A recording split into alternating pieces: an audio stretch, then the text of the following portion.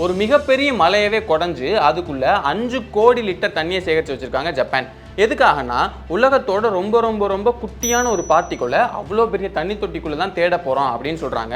இப்போ ஒரு வைக்கப்போருக்குள்ள குண்டூச்சியை போட்டு தேடுறது எவ்வளோ கஷ்டம், அதை விடவே ரொம்ப ரொம்ப கஷ்டமான காரியம் தான் இது. அப்படி என்ன பொருளை தேட போகிறாங்க அப்படின்னு பார்த்தோம்னா, பல வருடங்களாக விஞ்ஞானிகள் மத்தியில் கண்டே பிடிக்க முடியாமல் ஒரு பேய் மாதிரியான, அதாவது ஒரு மர்மமான ஒரு பொருளாக இருந்த ஒரு பார்ட்டிகள் தான் தேடி எடுக்க போகிறாங்க. அதுதான் நியூட்ரினோ.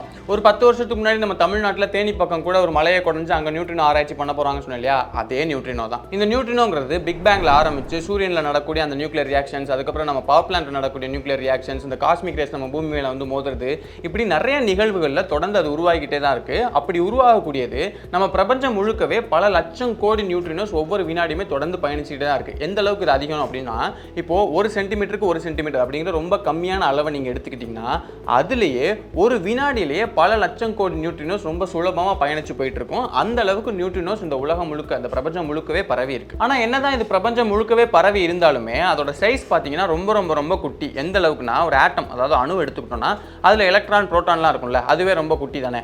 அதை விட 10 லட்சம் மடங்கு ரொம்ப ரொம்ப சின்ன பார்ட்டிகல் தான் இந்த நியூட்ரினோ. இவ்வளோ சின்னதாக இருக்கிறதுனால அது எந்த ஒரு பொருள் வழியாக பாஸ் ஆகி போகும்போது அது மேலே படாமல் டேரெக்டாக அதுக்குள்ளே இருக்கக்கூடிய கேப்ஸ் வழியாக அந்த பக்கமாக வந்து சேர்ந்துடும். அதனால நியூட்ரினோ ஒன்று இருக்குப்பா அப்படிங்கிற அந்த ஹைப்போதெசிஸ், அதாவது அனுமானம் தான் சயின்டிஸ்ட் மத்தியில் இருந்துச்சே தவிர அதை யாராலையுமே கரெக்டாக இருக்கிறதா ப்ரூவ் பண்ணவே முடியல. அப்போ எப்படியாவது ப்ரூவ் பண்ணணுமே அப்படின்னு சொல்லிட்டு தான் நிறைய விஷயங்கள் விஞ்ஞானிகள் பண்ண ஆரம்பிக்கிறாங்க. அப்படி ஒன்று தான் ஜப்பான் நாட்டில் அவ்வளோ பெரிய மலையை கொடைஞ்சு அதுக்குள்ளே 5 கோடி லிட்டர் தண்ணியை சேகரித்து வச்சு அதில் வந்து அவங்க கண்டுபிடிச்சாங்க.